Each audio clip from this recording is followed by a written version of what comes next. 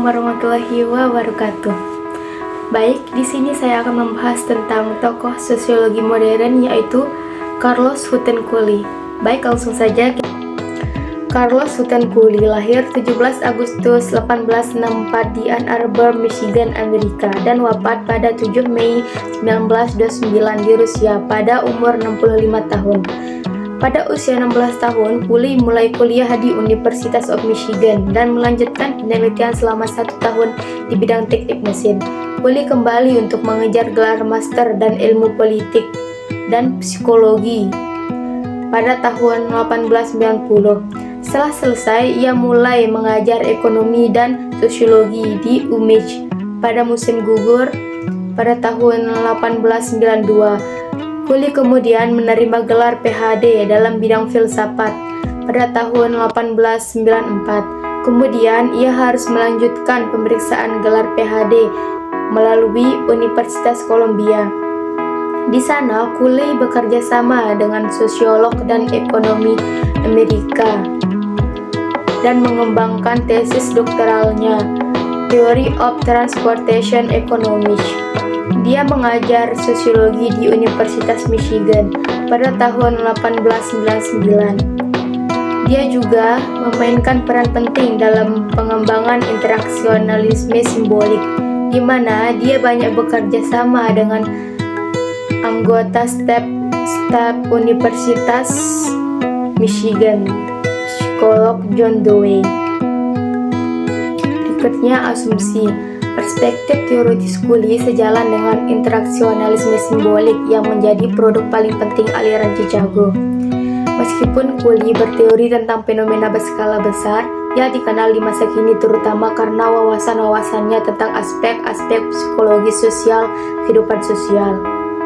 Selanjutnya, kelompok sosial. Yang pertama ada masyarakat. Menurut Cully, masyarakat adalah sebuah kehidupan keseluruhan yang dibentuk oleh segmen-segmen yang berbeda, di mana masing-masing memiliki fungsi-fungsi khusus. Juga masyarakat merupakan suatu kompleks, bentuk-bentuk atau proses di mana hidup dan tumbuh dengan interaksi satu dengan yang lain, di mana letak yang satu dengan yang lain saling mempengaruhi. Yang kedua, ada kelompok primer dan sekunder.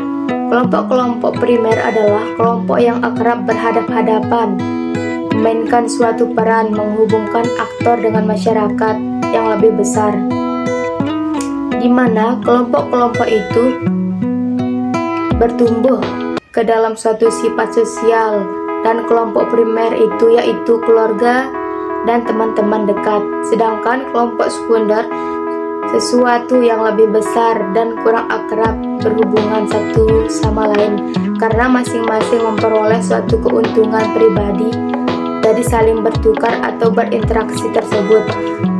Kelompok sekunder anggotanya memiliki hubungan secara formal dan personal, segmental, dan berdasarkan asas manfaat seperti organisasi, sekolah, dan lain-lain. Yang ketiga ada konsep. Persepsi individu tentang dirinya sendiri dan hubungan dengan objek atau orang lain dalam lingkungannya atau cara dan sikap seseorang individu dalam memandang dirinya sendiri. Teori Looking Glass Self. Salah satu teori besar yang dikembangkan oleh Carlos Hutten-Cully yaitu Looking Glass Self atau cerminan diri. Cully mengatakan bahwa individu memerlukan masyarakat sebagai cermin atau gambaran tentang dirinya. Fungsi masyarakat menurutnya adalah memberikan informasi dan identitas bagi seorang individu. Looking Glass Self adalah sebuah konsep di mana seseorang individu bercermin kepada masyarakat untuk menilai dirinya. Individu melihat dirinya sesuai dengan yang dijelaskan masyarakat melalui perkataan, tindakan, atau pandangan. Seperti cermin diri, seseorang dapat melihat dirinya dengan jelas, mulai dari rambut, wajah, tubuh, kaki, hingga aksesoris yang ada padanya. Kita ternyata membutuhkan image diri dari bagaimana kita memikirkan cara pandang orang lain terhadap kita, ada 3 hal utama yang menjadi kata kunci pembahasan teori ini. Yang pertama, bayangan tentang penampilan kita di hadapan orang lain. Yang kedua, bayangan tentang penilaian orang lain terhadap penampilan kita dan perasaan-perasaan yang mengikutinya, seperti malu, bangga, gengsi, dan lain-lain. Self-image yang dibentuk dalam proses ini sebenarnya sangat berpengaruh pada interaksi kita dengan orang lain, baik itu dengan orang terdekat, teman, kelompok, maupun masyarakat. Yang menjadi masalah adalah suatu situasi di mana ada perbedaan pandangan tentang self-image antar yang bersangkutan dengan orang-orang sekitarnya.